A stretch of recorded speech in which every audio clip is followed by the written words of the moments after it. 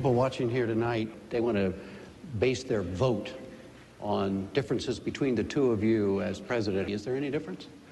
We have a fundamental choice to make. Are we going to step up to the plate as a nation, the way we did after World War II?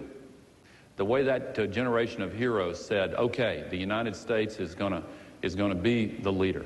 And the world benefited tremendously from the courage that they showed in those post-war years. Yeah, I'm not so sure the role of the United States is to go around the world and say, this is the way it's got to be. We can help. And maybe it's just our difference in government, the way we view government. I mean, I want to empower people. I want to help people help themselves, not have government tell people what to do. I just don't think it's the role of the United States to walk into a country and say, we do it this way, so should you. So I'm not exactly sure where the vice president is coming from, but I think what we need to do is convince people who live in the lands they live in to build the nations.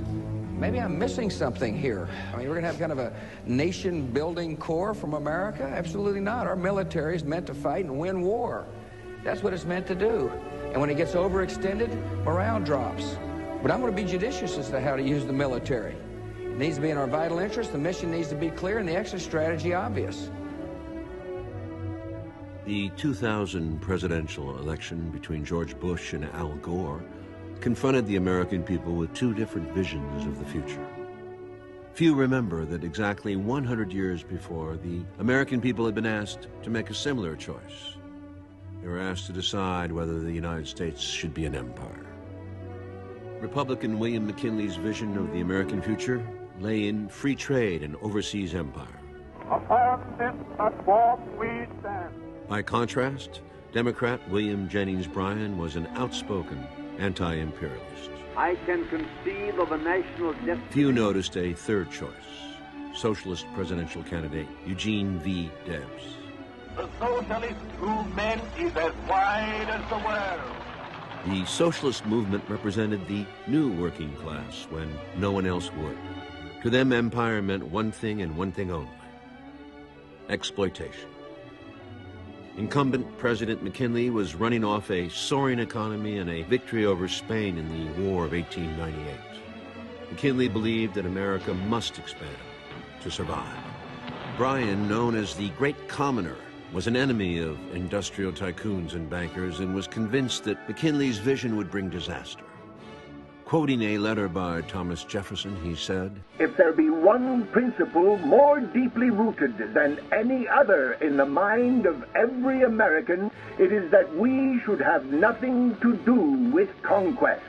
Having now annexed several foreign colonies, the Philippines, Guam, Pago Pago, Wake and Midway Islands, Hawaii and Puerto Rico, and asserted practical control over Cuba, the United States was about to betray its most precious gift to mankind.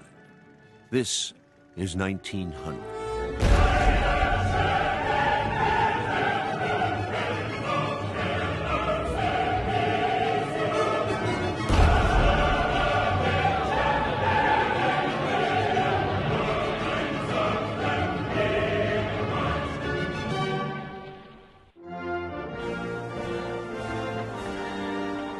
While most Americans thought the United States had fulfilled its manifest destiny by spreading across North America, it was William Henry Seward, Secretary of State to both Abraham Lincoln and Andrew Johnson, who articulated a far more grandiose vision of the American empire.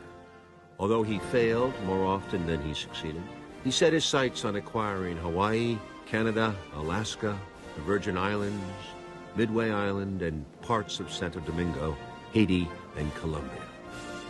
A lot of this dream would actually come true.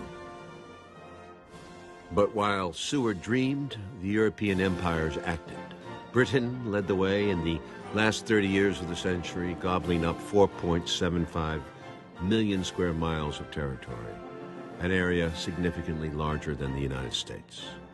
As the Romans did, Britain believed her mission was to bring civilization to mankind. France added 3.5 million square miles. Germany, off to a late start, added 1 million. Only Spain's empire was in decline. By 1878, European empires and their former colonies controlled 67% of the Earth's land surface. And by 1914, an astounding 84%. By the 1890s, Europeans had carved up 90% of Africa.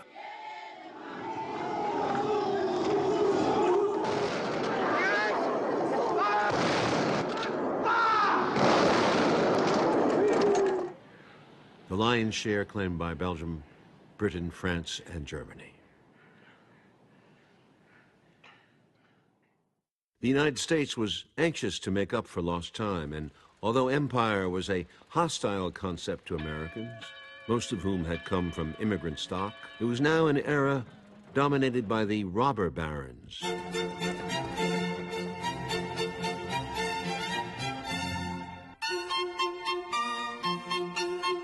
The capitalist class, haunted by visions of the revolutionary workers who formed the Paris Commune of 1871, conjured up similar visions of radicals upsetting the system in the United States. What's the use of talking? Talking's done nothing. The pamphlets are no good either. What we want is action. Yeah! We'll tear up the streets of Paris. If they've got bayonets, we've got knives. These radicals, or communards, were also called communists almost 50 years before the Russian Revolution of 1917. Jay Gould's 15,000-mile railroad empire epitomized the worst of the robber barons. He was perhaps the most hated man in America, having once boasted that he could hire one half of the working class to kill the other half. When the financial panic of Black Friday hit Wall Street, it triggered the nation's worst depression to date. Mills, factories, furnaces, and mines shut down everywhere in large numbers. 4 million workers lost their jobs. Unemployment reached 20%. The American Railway Union, headed by Eugene Debs,